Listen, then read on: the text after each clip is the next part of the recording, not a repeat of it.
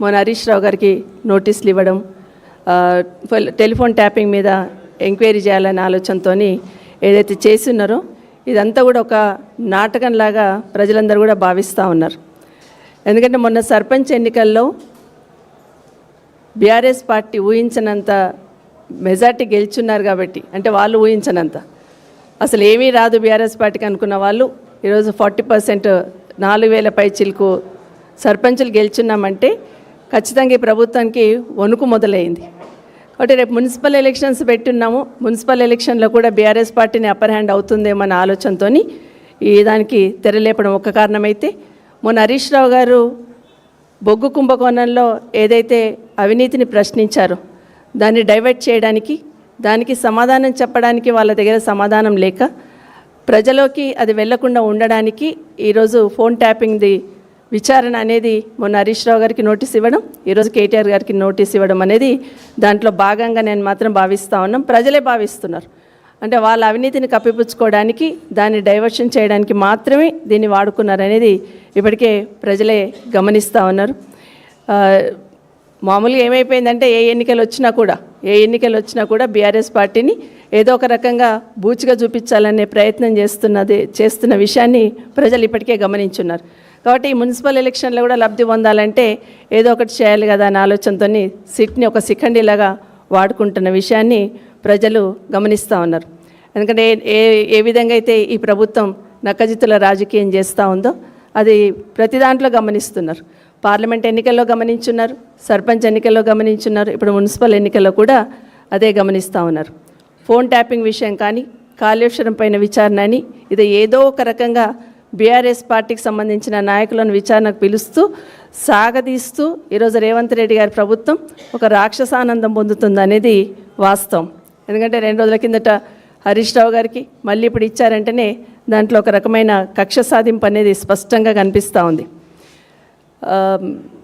కాంగ్రెస్ పార్టీకి సంబంధించిన వాళ్ళ నాయకురాలు సోనియా గాంధీ గారికి రాహుల్ గాంధీ గారికి నేషనల్ హెరాల్డ్ విషయంలో నోటీసులు ఇస్తే గల్లీ నుండి ఢిల్లీ దాకా హంగామా చేశారు. అది కక్ష సాధింపు అన్నారు, వేధింపు అన్నారు. మరి ఇప్పుడు మీరు చేస్తున్నది ఏంటి? ఇక్కడున్న బీఆర్ఎస్ పార్టీని మీరు వేధిస్తున్నారా, కక్ష సాధిస్తున్నారా అనేది స్పష్టంగా అర్థమవుతోంది. మీకు ఒక నీతి, ఇక్కడున్న వాళ్ళకు ఒక నీతి అనేది ప్రజలు గమనిస్తూ ఉన్నారు. సోనియా గాంధీ గారి మీద రాహుల్ గాంధీ గారికి నోటీసులు ఇస్తేనేమో వేధింపు, కక్ష సాధింపు. అదే పని మీరు ఇక్కడ చేస్తేనేమో అది విచారణలో భాగంగానే కక్ష సాధింపు కాదా? ఒకసారి ఆలోచించమని కోరుతా ఉన్నాను. ఇదే కాకుండా రాష్ట్రంలో ఎవరిని అడిగినా చెప్తారు ఏం జరుగుతుంది ఇక్కడ అంటే, ప్రజల ఓట్లతో గెలిచి ప్రజల పాలన అందిస్తామని అధికారంలోకి వచ్చి ప్రజాపాలన పేరుతో వచ్చిన మీరు కాంగ్రెస్ పార్టీ వాళ్ళు ఈరోజు బీఆర్ఎస్ పార్టీని వేధించడానికి మాత్రమే పనిచేస్తుందని స్పష్టంగా అర్థమవుతుంది. ఇది ప్రజాపాలన కాదు, ప్రతీకార పాలనలాగా సాగుతుందనేది ప్రజలు ఇప్పటికే అర్థం చేసుకున్నారు. 2 సంవత్సరాలను ఒక్కసారి వెనక్కి తిరిగి చూస్తే ఏం చేసింది ప్రభుత్వం అని ఆలోచిస్తుంటే విచారణల పేరుతో కాలయాపన చేస్తున్నారు.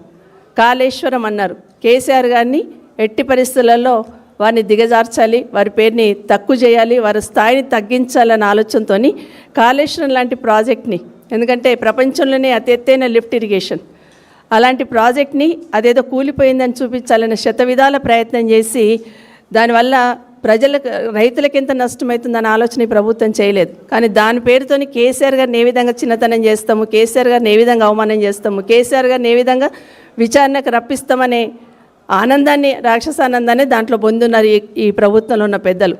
అట్లాగే ఫార్ములా ఈ కార్ రేస్, దానివల్ల ఏమైంది రాష్ట్రానికి? ఈ కార్ రేసింగ్ పెట్టినప్పుడు మన రాష్ట్రానికి చాలా గొప్పగా భావించున్నాం. చాలామంది పెట్టుబడులు పెట్టడానికి రావడం జరిగింది ఇక్కడ.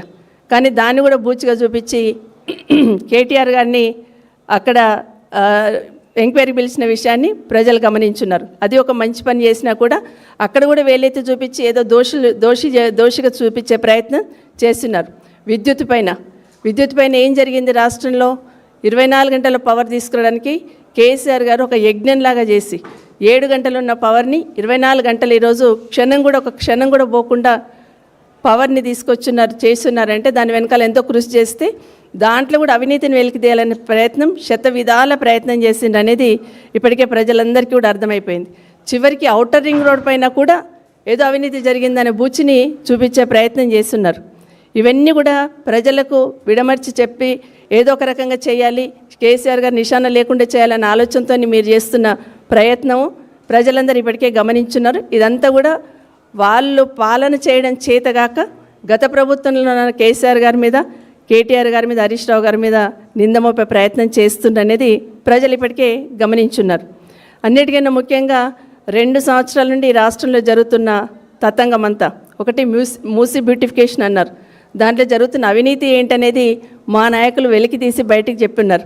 అదేవిధంగా హిల్ట్ పాలసీ తీసుకొచ్చారు, దానివల్ల ఆ భూములతో ఎంత అవినీతి జరుగుతుంది, పరిశ్రమలు ఏ విధంగా తరలిపోతాయి అనేది గట్టిగా ప్రజలకు వివరించి చెప్పే ప్రయత్నం చేశారు.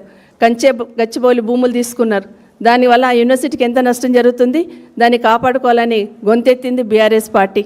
అట్లాగే సింగరేణి కుంభకోణంలో, బొగ్గు కుంభకోణంలో ఏ విధంగా బొగ్గు కుంభకోణం జరిగింది అనేది వెలికి తీసిన మరుక్షణం, ఏ విధంగా జరిగింది, ఎక్కడ తప్పు జరిగింది అనేది వెలికి తీసిన మరుక్షణం ఇమీడియట్గా సిట్ నోటీసులు ఇస్తూ ఈ ఫోన్ ట్యాపింగ్ది వెలికి తీసుకొచ్చి మీ దగ్గర జరుగుతున్న ప్రభుత్వంలో జరుగుతున్న విచ్చలవిడి అవినీతికి అడ్డుకట్ట వేయాలనేది అయితే బీఆర్ఎస్ పార్టీకి సంబంధించిన నాయకులు హరీష్ రావు గారు, కేటీఆర్ గారు చేశారు.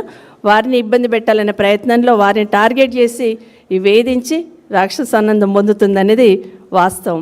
ఒకటి మాత్రం వాస్తవం, కాంగ్రెస్ పార్టీ ప్రభుత్వంలో ఉన్న పెద్దలకి వారి దృష్టి అంతా కేసీఆర్ గారు, కేటీఆర్ గారు, హరీష్ రావు గారి మీద ఉంటే మా దృష్టి అంతా కూడా ప్రజలకు మీరు ఇచ్చిన హామీలపైన ఉంటుంది, మీరు చేస్తున్న అవినీతి పైన ఉంటుందని మాత్రం గుర్తు చేస్తూ ఉన్నాను. ఇక సిట్ విషయంలో సిట్ వేస్తున్నారు కదా, నేను కూడా ఈ ప్రభుత్వం కాదు పోలీస్ అధికారులను కోరుతా ఉన్నాను. ఎందుకంటే మొన్న ఒక పేపర్లో చదివాను నేను, సిట్ అనేది ముఖ్యమంత్రికి సంబంధం లేకుండా అధికారులే వేస్తున్నారన్నారు. కాబట్టి నేను కూడా అధికారులను అడుగుతూ ఉన్నాను, మరి ఇప్పుడు సిట్ వేయండి. మంత్రుల పంపకాల మీద గొడవ జరుగుతుంది, ప్రతిరోజు పేపర్లు వస్తుంది, దాని మీద సిట్ వేయండి.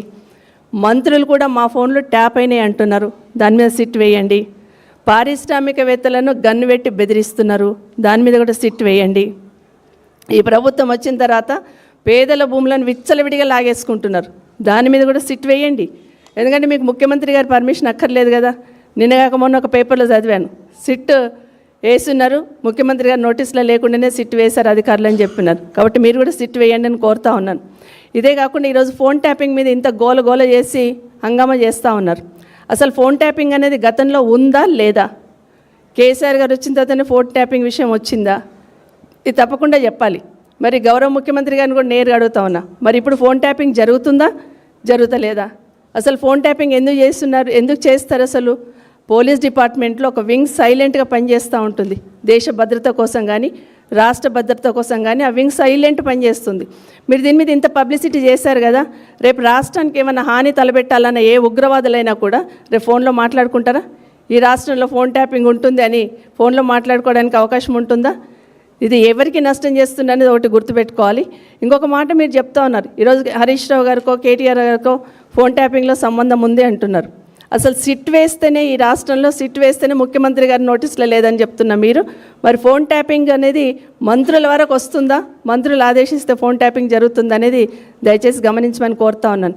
అసలు ఆ డిపార్ట్మెంట్లో ఒక వింగ్ సైలెంట్గా పనిచేస్తూ ఉంటుంది, రాష్ట్ర భద్రత కానీ ప్రజల భద్రత కోసం సైలెంట్గా పనిచేసే వింగ్ని ఈరోజు మీరు బహాపట్టంగా చెప్పేసి దానివల్ల నష్టం జరిగేటట్టు చేస్తున్న అనేది వాస్తవం. ఇప్పటికీ అడుగుతా ఉన్నాను, అసలు ఫోన్ ట్యాపింగ్ ఈ రాష్ట్రంలో మరి మీరు చేస్తున్నారా లేదా? ఫోన్ ట్యాపింగ్ జరుగుతుందా లేదా? ప్రజలను రాష్ట్రాన్ని దృష్టిలో పెట్టుకొని ఆ వింగ్ పనిచేయాలి, పనిచేస్తుందా? ఆ వింగ్ను క్లోజ్ చేశారు, అది చెప్పాల్సిన అవసరం ఉంది. ఎందుకంటే ఏదీ లేదు కాబట్టి ఏదో ఒక రకంగా బీఆర్ఎస్ పార్టీ నాయకులను టార్గెట్ చేయాలనే ప్రయత్నంలో భాగంగానే మీరు ఈరోజు ఈ సిట్ వేసి ఫోన్ ట్యాపింగ్ దాన్ని ఎంక్వైరీ చేస్తున్న విషయాన్ని ప్రజలు ఇప్పటికే గమనించున్నారు. మీరు ఎన్ని రకాలుగా భయపెట్టాలని ప్రయత్నం చేసిన, ఎన్ని రకాలుగా టార్గెట్ చేయాలని చేసిన ప్రయత్నం చేసిన బీఆర్ఎస్ పార్టీకి సంబంధించిన నాయకులు ప్రజల కోసమే పోరాటం చేస్తారు, ప్రజల కోసమే ప్రశ్నిస్తారు. తెలంగాణ రాష్ట్రానికి నష్టం జరిగితే ఎట్టి పరిస్థితుల్లో రాజీ పడరు అనేది ఇప్పటికీ తెలంగాణ రాష్ట్ర ప్రజలందరూ కూడా